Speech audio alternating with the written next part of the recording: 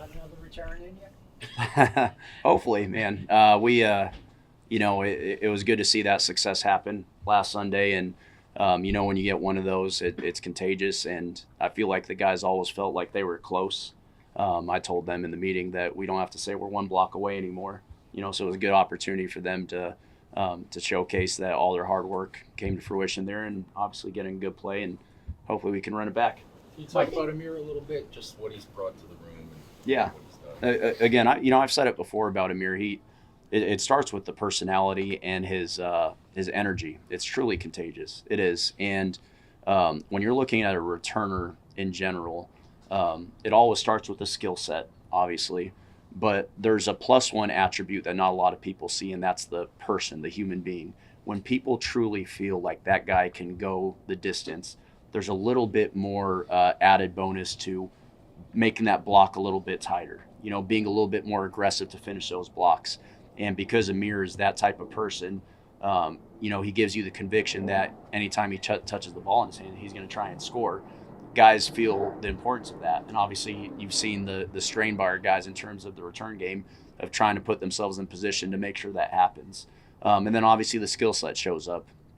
You see the speed, you see the ball skills, the ability to make you miss, all things that obviously he's been able to show. And I'm really happy for him because he does work his tail off, and I'm happy for the guys as well. I think there's been 7 kickoff returns this year for touchdowns. What is it about this new dynamic kickoff that allows for that, or is it just the skills of the returners? There's not as many layers the way this new return is set up, and that's based off of the formational rules that you're allowed to line up with. So it's not as with the old kickoff having all that space before, there was natural layers based off of guys' different speed types, and then being able to basically layer your kickoff unit.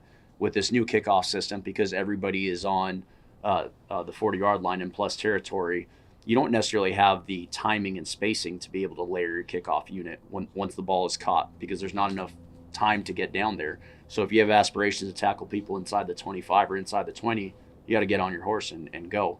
So because of that, when there's a crease and it's blocked up, well, returners, if they have great catch mechanics, can hit that thing a million miles per hour, and then there's not a lot of save it to that play. I'm sure, back to Amir just a little bit, just in terms of, I'm sure every guy that is put back there believes he's going to take it to the house every time the ball goes up. But there's something to say about guys who actually not just believe it, but kind of walk it, talk it, and actually do it.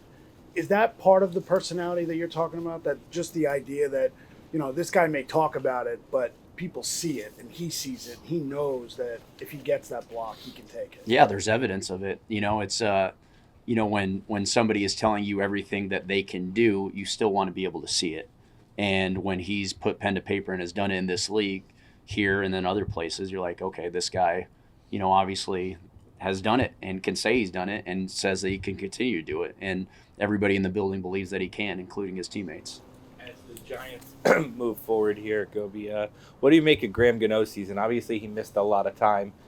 He's only, I think, attempted 9 field goals, long of 50, which is not quite the leg that he's had in the past. Is that a product of opportunity? Does he still have the leg? How do you feel about a upper 30s-year-old kicker? Yeah, I mean, it's a combination of things, obviously, because he missed some time. The production numbers isn't where probably he wants it to be, but I think he's done a nice job in this back half of the season of getting back in rhythm and really time on task of, hitting the ball that he knows he can hit. So, yes, I think he would like more opportunities, but he's done a nice job, like I said, in terms of just coming back and answering the bell when his opportunity presents itself. It's the veteran experience that, he'll always lean on, and I'll lean on, as well as everybody in this building, the guy that has done it at a high level for so long, still believe that he can. With the leg strength and all, you think it's also there? Yeah, no, we've seen it, and like I said, because he's been out. Part of it was when he did come back. The weather was changing. We were starting to get the wintertime here, so whether we kicked indoors and you saw the leg strength, or whether we played outdoors, you still see it. It may not be in the magnitude of distance, but it might be in the ability to push the ball downfield still. As we get to the last game of the season, how do you think you've done in your first year here? Yeah. Number one, I have so much respect for the players in the building. You know, their resolve, their ability to answer the bell when the the win column wasn't necessarily there. I think guys have continuously showed up to work and truly bought into making game-changing plays. You know, there's certainly, from a special team standpoint, some plays we'd like back that weren't up to our standard, but there's a lot of plays that will continue to be highlights going into the offseason for us. Things that our players really took pride in is making one game-changing play a game, and you've seen that throughout the season with their ability to do that. I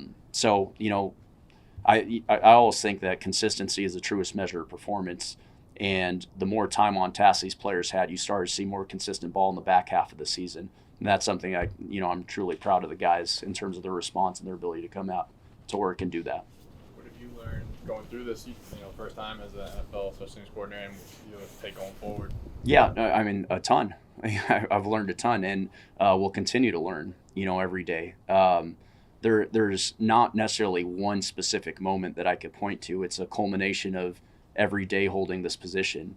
And that's something that, honestly, like, I go back to my office after every practice, after every meeting, after every game, and I continuously self-scout, kind of myself as a coordinator, and then what our players are doing as well, and always trying to find ways to continuously improve.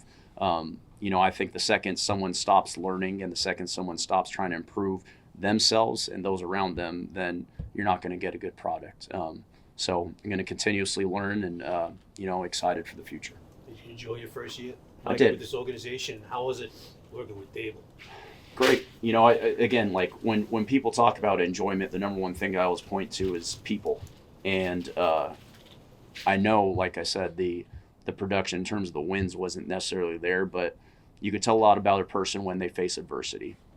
That's a true measure of character, I truly believe. And the energy in practice by the players, the energy by the coaches to scratch and claw for every detail, regardless of who was playing, who was not playing, tells a lot about the people in this building. So I have tremendous respect for, obviously, Dave's, because I think leadership starts at the top, and his messaging has never wavered.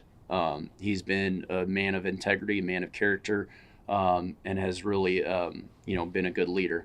So, again, it's about the people to me, and the people have made this job enjoyable. Did you have the gray hair in your beard? Oh, man. I always make a joke about that they started to show up a little bit more. But unfortunately, Father Time gets the best of everybody here. But, yeah, we'll see. That's why I'm probably wearing a beanie right now.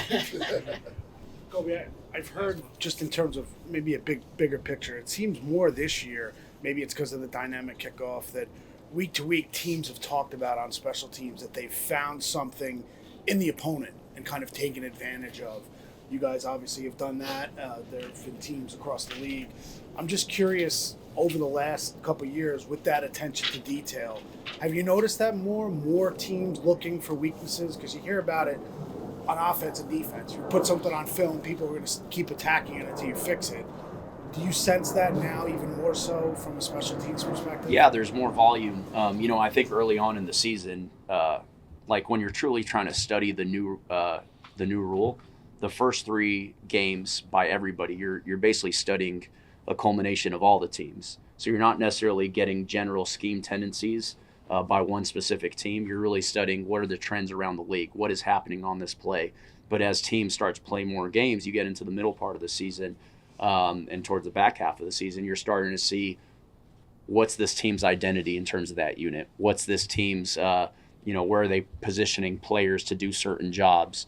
Where are they positioning certain returners? So certainly tendencies show up, certain strengths show up, certain challenges show up.